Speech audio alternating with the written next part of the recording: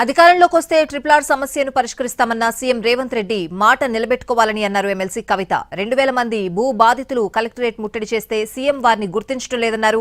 ఇప్పటికైనా రైతులతో చర్చించి బాధితులకు న్యాయం చేయాలని డిమాండ్ చేశారు.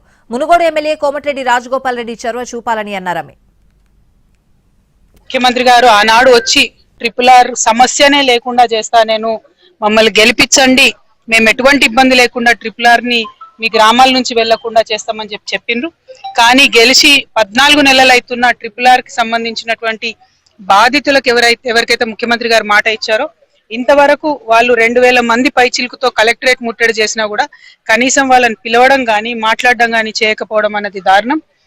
మీరు ఇచ్చినటువంటి మాటకు నిలబడి గౌరవ ముఖ్యమంత్రి గారు తక్షణమే RRR బాధితులను పిలిపించుకొని మాట్లాడి వారి సమస్య పరిష్కరించవలసిందిగా నేను డిమాండ్ చేస్తా ఉన్నాను. రాజగోపాల్ రెడ్డి గారు ఈ విషయంలో చొరవ తీసుకోవాలని కూడా మేము డిమాండ్ చేస్తా ఉన్నాం. ఇక్కడ ముఖ్యమంత్రి గారు